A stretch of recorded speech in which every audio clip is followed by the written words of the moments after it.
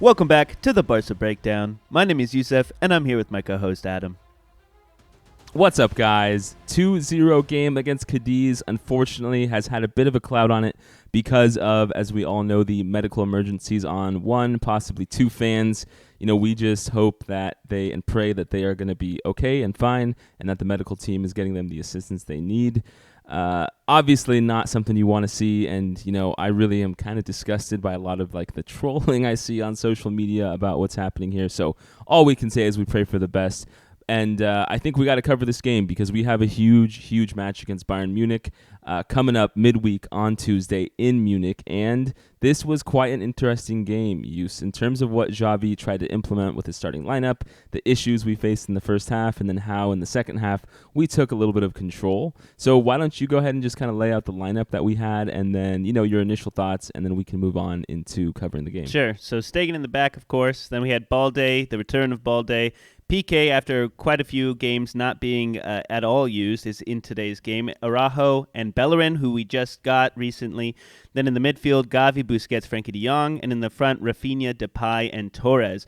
So I think on our last video, I had discussed that Cadiz shouldn't be too difficult of a game. They're 20th in the table. They're fighting relegation. They have 0 goals, 0 points on the table. Yeah, I mean, that is true, right? But they also... the last time we beat Cadiz in La Liga was when Ronaldinho was on the team, 2006. And in the last 2 seasons since they were promoted in 2020, we've drawn 2 and lost 2 against Cadiz. So it is a team that, those are the last 2 years of our woes. I know, but I didn't expect it to be a total walk through the park. And sure. The first half compared to other first halves we had were a little bit difficult, right? A lot of times they had 6 men behind the ball, and clearly Xavi wanted to rotate, right? We had some rotations against Plzen. We had Bellerin making his first performance today. We saw the Gavi, Busquets, Frenkie de Jong midfield, which is interesting because you and I have commented ad nauseum about the fact that we want to see Pedri, Busquets, and Frenkie de Jong, but we got a different 3 today. And then, we had Ferran, Torres, Depay, and Raphinha up front. Didn't have the debate about Dembele or Raphinha on right wing since it's just Raphinha, so he had that right wing side. And, in terms of the rest of the lineup, I don't think there's anything that shocked me too much. I mean, seeing Pique again was good. I think against these teams on the lower edge, right, this is the bottom rung of La Liga. He's a good substitute. Yeah, and, we need these 3 points. And we don't... because with Benzema out, right, for a full month, this is huge for us. And we have an international break coming up in a week and a half. And so it's really important for us while Benzema's out to try and, get points and make that huge push for the top of La Liga. Yeah, because at the end of the season, it could be these 3 points that make or break our first place spot. And, how many times have, I think under the Ronald Koeman era, how many chances did we have to take the La Liga title, and it was just those silly games at the end of the season where we just couldn't squeeze out a goal or we were drawing too much that ended up losing us that season. So these moments need to be taken with importance. And I know I was saying that the team is, prior is like, well, this shouldn't give us too much difficulty, but it doesn't matter. We need to win these games, and we need our subs to be able to play. And, today's lineup is something I'm glad that we're rotating with Depay and Torres in. But, in the first, if we want to roll into the first half here, if you're talking about Torres and Depay's finishing, both of them are just not really on par yet. And they haven't had that many minutes, especially Depay, I think less than Torres. But Depay seems like when he gets in the box, he's very weak. I think he just misstrikes the ball and it ends up going straight to the goalie, very low to the ground. There's not too much creativity there. And then with Torres, he's always just rocketing these balls into the stands, trying to take people's heads off. I just need both of them to find that middle ground. But I will say overall, I think.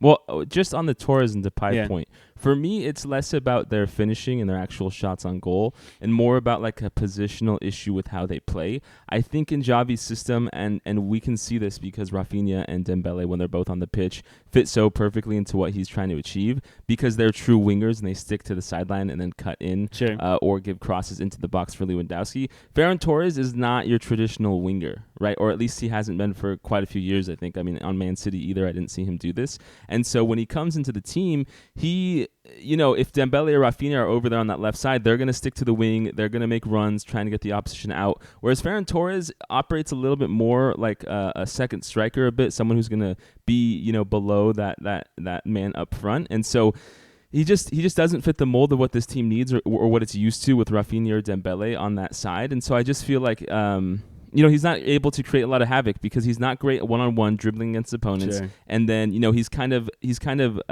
creating some clutter in the middle of the pitch. And then on Depay's side, you have another player who's not an out-and-out striker like we see with Lewandowski or Aubameyang, for example. And so Depay is always trying to drop deep to catch the ball, and his issue is mainly that once he drops deep, he's not really making great outlet passes to Raphinha or to Torres, and he's also not following up after he makes the pass to be clinical, near the net. If you look at that, not to go too far ahead here, but that Lewandowski goal, right? Lewandowski passes the ball initially to, I think, Raphinha or Bellerin from midfield, almost near the center of the pitch, and then he's running all the way and is able to eventually pick up the scraps and put the goal in. And so Depay doesn't have that aspect of, he's dropping deep, but he's also not pushing up against the net afterwards. And then, like I said, Ferran Torres doesn't really fit. So you saw a first half that I thought was fairly neutered from our front three. It was interesting to me how, predominantly when we see this Barca team, we're building always out of the right side.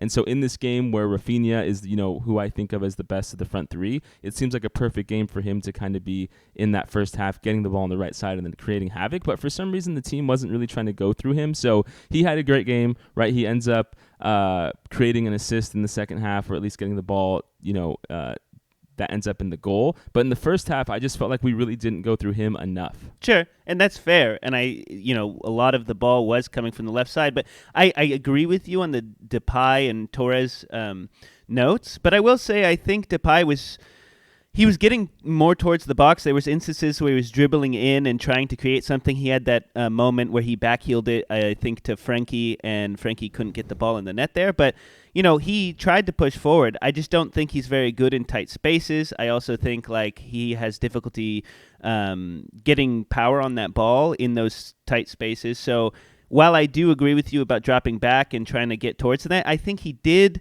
try to attempt it, but that heavy defensive backline from Cadiz was really cluttering that box. And so there wasn't really a lot of outlets for him to go. Like I said, Frenkie de Jong ended up running up there, and then Torres doesn't really assist too much in opening up the space. But I do think we could have done more work on the right side. I agree with you there. Yeah, I mean, because if you look at that first half, the other things I noted were, right, Balde, again, looked really good. He had a few defensive chances where he was able to kind of stop the opposing team from advancing. And then on offense, I thought he had a few good dribbles and passes to try and, create a goal when the other Torres on the left side wasn't creating much. I thought the midfield was pretty good, to be honest, especially Frenkie de Jong and Gavi. They would, of course, connect for the first goal. But even in that first half, I was very happy with what I saw. I feel like the difference, Gavi, his thing on this team is always to kind of attack the half space, right? To make a run and try and draw off like a center back and, perhaps the opposing team's left back. And when he gets in that half space and cuts the ball back to the net, Lewandowski a lot of times is there to put it in. But in this game, we saw Frenkie de Jong really cutting towards the middle and getting towards the goal. And that's not necessarily, Pedri's best strong suit. So I'm not saying that this midfield is better by any means without Pedri. I'm just saying the dynamic of Gavi making runs into the box and then getting, crosses towards the middle of the penalty area is great for Frenkie de Jong, and that's what would eventually turn into our first goal. Besides that, in the first half, Hector Bellerin, I thought had a rough start. He looked really slow, and Bellerin, I think, is well known for the fact that he had like a big ACL surgery a few years ago, and because of that, he's lost some speed. So I was really kind of worried when the game started, and I think there was one big moment where Bellerin kind of got bodied off the ball, but he came through the rest of the game, and I thought performed well. And the first half was pretty boring, right? Cadiz is the team that will park the bus, 6 people in the box when they're on defense. They were not really too engaged to counter us. And just overall, this is what you get, right? It can be easy to be really critical of Xavi for trying out a new team and putting in so many subs in that first half. But with Bayern coming up, I'm not too upset about the fact that we, tried a lineup that wasn't entirely optimal. I mean, we gave it a shot, and we got Lewandowski, Dembele, Pedri all rest before a huge Bayern Munich game. Yeah, and I'm happy that we were able to score before we made those subs, right? Frenkie got that opening goal, and that was really nice. Yeah, the 55th minute. Yeah, and that was really nice because then it's like, okay, we don't have to sub in Dembele, Lewandowski, and have Raphinha and maybe Fati even, or, put in Pedri and do all these other things, maybe Alba, just to create a goal against the Cadiz.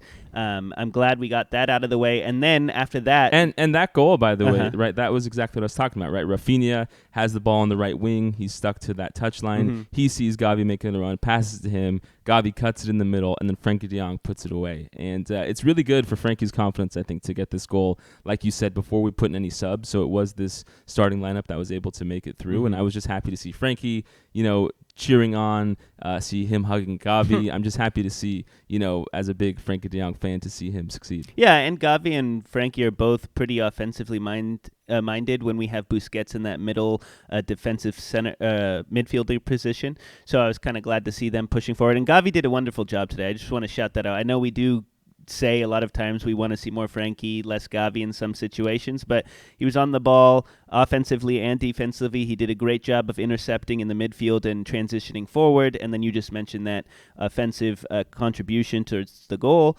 And then, after this whole goal situation occurred, I think Cadiz had no choice, right? They haven't scored a goal this whole season. They have no points. They had to become more offensive, and they made their own subs, which opened the game up. And then up. Boom, we put on, what a sight, right? To look on that touchline of our subs coming in and to see Lewandowski, Dembele, and Pedri. Just a huge change from previous seasons to have us, have a lot of firepower, right? It's clearly the case that we don't have a good striker, central defensive midfielder or like right back sub, but considering that our subs in all other aspects of the field are really good, right? Whether it's Gavi or Frenkie or Pedri coming off the bench, whether it's Dembele or Raphinha or Fati, Christensen, Eric Garcia, we just have so many tools to use. And in that second half, like you said, once we scored, they had to open up a bit more. And that was when our fresh leg, Dembele, Lewandowski come in and they cause havoc. And I think, Raphinha didn't get an assist or a goal today, but on that second goal, right, that was Raphinha, that was Bellerin who connected with Raphinha and was able to cut it in. Frenkie de Jong almost scored, and then Lewandowski, just the goal magnet that he is able to come through and put it in. And so, as much as Raphinha might not be getting the stats that he wants so far in the season, and he did get a little bit greedy in that second half trying to shoot a little bit too much, I thought he is really just so good. And he's kind of like... He's kind of like Gavi in that way, that player who's not necessarily getting that final pass for the assist or that goal, but they've just been so huge for us this season. Yeah, but I can see the hunger in his eyes. He wants to score. He wants to make things happen, and you can see that it's not there. There's energy in him despite not being able to finish. Like I think in the first half he had that one shot that came off the post on the right side. So he's looking to make things happen, and he wants to perform for Barcelona. It's just obvious. And, when he missed that one shot, I believe after Dembele passed it to him, he's like pulling on his hair. He's upset. He's like, I got to make things happen, which is good. It's okay to have a game where you just can't, finish or make things happen. But at the end of the day, he contributed. But he's causing havoc. Yeah, right? exactly. That's so much different than Ferran and Torres, right? Like Raphinha and Ferran Torres are both having a hard time getting on the net. And listen, I don't want to be a Ferran Torres hating or Bellerin or Gavi or whoever. We're not in the business of hating on players for no reason. I think Ferran Torres needs more time. I was hoping that goal against Plizen in the Champions League in midweek would be the thing to have him catapult off, but he's still going through a rough stretch of patch. But the difference is when Ferran's going through a rough stretch of games and Raphinha hasn't gotten on like that assist or score board, the level of creation and output that Raphinha puts is just so high. Right, it's like if he didn't score a goal or an assist this whole season, he could still be a world-class player because of how much he's involved in creating offense, in knowing where to pass the ball smartly, when to dribble smartly, how to connect with Lewandowski and Dembele. And so I'm not worried about the end product not being there yet. And it reminds me a lot of like Dembele the last two seasons where he didn't have necessarily, although he had a lot of assists last season, he didn't have the stats that showed how well he'd been playing. Sure, and sometimes that's like kind of a defensive role too. Is the the defense doesn't always get the most accolades for, performing so well in a game. The stats don't always completely reflect those things. But as long as the results at the end of the day, and, we watch every game day in and day out, we know what's going on. So it doesn't have to be perfectly reflected on that scoreboard. We know that these players are performing well. We can see the growth and the change and, Xavi's decisions in how that affects the overall squad. Because, today, like we started this whole thing, it was great to have those rotations and subs and get we know the starters coming into Bayern, Dembele, Lewandowski, Raphinha, probably. I want to pause real quick, Hughes, and I think it's good that we look a little bit forward to Bayern. And we must shout out, right? Alonso got his first start. They actually just restarted the game, so he might get a few, good 15, 20 in. Although I have a feeling the game, most of the players just want to get out of there. They've been rested for so long, they don't want to get injured. But we will see. But yeah, looking ahead to Bayern, I think the real question I have for you is, what does this mean? Jordi Alba didn't play, right? Balde got the start, and then Alonso came on as his sub. And so Jordi Alba didn't play at all. And so does that make you think, or me think, based off him playing against Pleasant, he'll play against Bayern Munich? Or is this just a game where, Balde got minutes and he's going to come in again? So the first question is about Jordi Alba. The second question is, against Pleasant, we started, I believe, Fati, Lewandowski, Dembele. Do you think it will be that the Fati or Raphinha choice on that left or right side? And then, of course, in midfield, right, against a Bayern team that we know is going to press us heavily and is not going to just sit back and defend, do you think Gavi or Frenkie de Jong will start? So Alba, Balde, okay. Then 2 is talking about Raphinha or Fati, and then 3 is about Gavi or Frenkie de Jong. What do you predict? Balde's going to start. I think Alba started the Pleasant game, and Balde played this game because he didn't start that Pleasant game, and so now he's just getting his minutes before coming into Bayern. And I think, if worst comes to worst, we'll put in Alba in Bayern as a sub.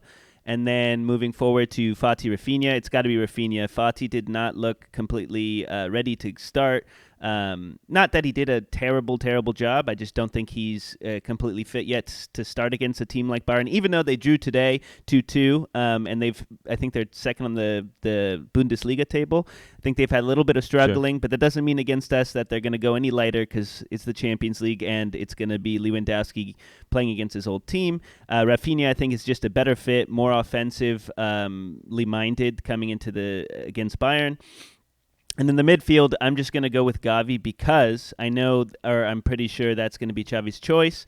It's less so that I think Frenkie de Jong or Gavi are better, or who would be better against this team. But I think Gavi might struggle against Bayern a little bit doing his interceptions, because Bayern's a little more, what's the word?